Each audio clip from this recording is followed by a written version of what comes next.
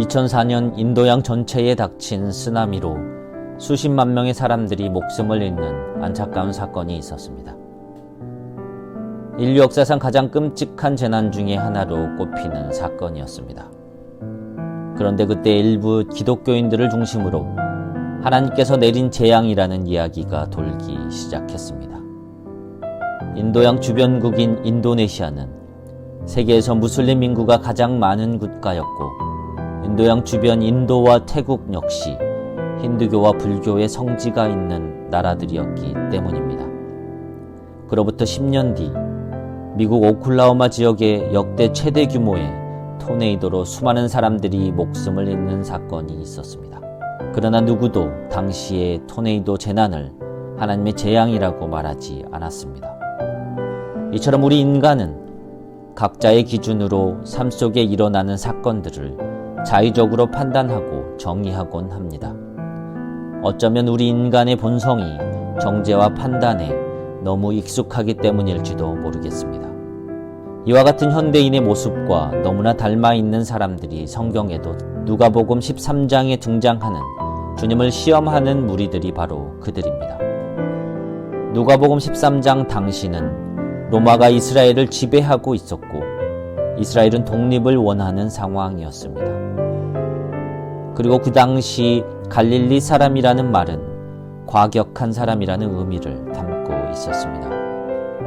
다시 말하면 당시의 과격한 갈릴리 사람들이 이스라엘의 독립을 위해 로마의 반기를 계획하고 있었고, 이를 눈치챈 빌라도가 갈릴리 사람들이 모여서 예배할 때 이들을 습격하여 반기를 진압하게 되었습니다.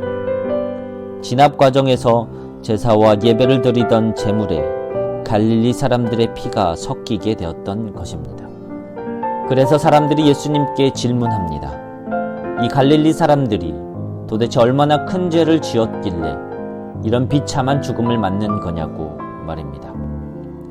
그때 예수님의 대답은 매우 단호합니다.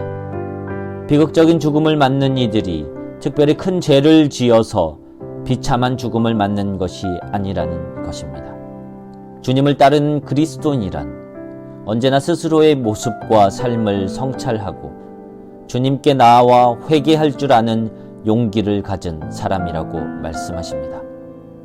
죄의 크고 작음을 논하기 이전에 스스로 회개할 수 있는 용기를 갖는 것이 중요하다는 말씀이었습니다. 주님의 질타는 계속 이어집니다. 당시 실로암 망대가 무너지는 사건이 있었습니다. 이 사건으로 인해 18명의 사람들이 목숨을 잃었습니다. 당시 인구를 감안하면 절대 적은 숫자가 아니었습니다. 이 사건을 바라보는 사람들의 생각은 크게 다르지 않았습니다. 이 같은 비극적인 사건을 당한 이들은 하나님의 저주와 심판을 받은 자들이라고 생각했고, 그러한 생각 이면에는 타인의 아픔에 대한 공감보다는 심판받아 마땅한 죄의 결과라는 정죄와 판단이 앞서 있었습니다. 사람들을 향한 주님의 답변은 또 한 번 단호했습니다. 하나님의 저주도 심판도 아니라는 말씀이었습니다. 우리가 살아가는 사회 속에서 어떤 누군가가 병에 걸리거나 사고나 재난을 당하는 것이 그들이 특별히 죄를 많이 짓고 하나님의 저주를 받아서 세상 가운데서 벌을 받는 것이 아니라는 것이었습니다. 그리스도인이나 비그리스도인이나 우리 모두는 육신을 입고 이 세상에서 동일하게 죄에 노출된 삶을 살아갑니다. 그럼에도 불구하고 우리 그리스도인들이 세상과 달라야 하는 것은 죄 가운데 놓여 살아가는 우리지만, 우리 스스로를 돌아보는 성찰을 통해 우리 스스로가 죄인됨을 깨닫고 주님 앞에 회개하는 용기를 내는 것입니다. 하나님께서는 회개하지 않는 이들을 심판하실 것입니다.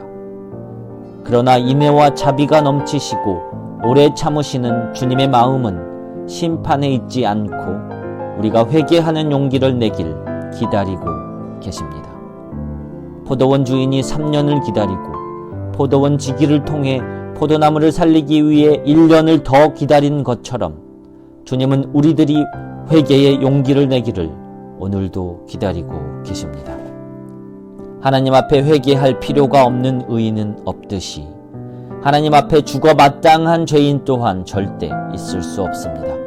학살당한 갈릴리 사람도, 망대붕괴 사고로 목숨을 잃은 예루살렘 사람들도, 또한 사고와 질병으로 목숨을 잃은 역사 속의 수많은 사람들 또한 하나님께서 사랑하시는 가엾고 귀한 생명들이었습니다. 우리들의 마지막도 이들과 다르지 않을 것입니다. 언젠가 죽음을 맞게 될 것입니다. 진정한 그리스도인의 삶은 죽음으로 가는 이 땅의 여정을 타인을 정죄하고 판단하며 우월감을 만끽함으로 채워가는 삶이 아니라 타인을 향한 우리들의 시선을 우리 자신에게 돌려 스스로를 성찰하고 죄인됨을 회개하는 용기를 내는 삶에 있습니다. 우리 모두는 직장과 학교 그리고 가정이라는 이름의 세상 속에서 살아갑니다. 이 세상은 신앙이 있는 사람, 신앙이 없는 사람, 또 다른 신앙을 가진 모두가 함께 살아가는 세상입니다. 우리들의 신앙의 잣대로 사람들을 평가하고 정죄하는 것 대신 우리 스스로를 돌아보고 회개하며 함께 살아가는 이들을 사랑으로 기다리고 눈물로 품어주는 우리들이 되었으면 좋겠습니다. 이웃의 아픔을 외면하지 않는 삶, 그리고 나아가 이웃이 아플 수밖에 없는 세상을 변화시키는 일에 책임감과 용기를 내는 우리 모두가 되었으면 좋겠습니다. 그래서 우리가 살아가는 이곳에서 하나님의 나라를 경험하고 경험케 하는 우리가 되기를 오늘도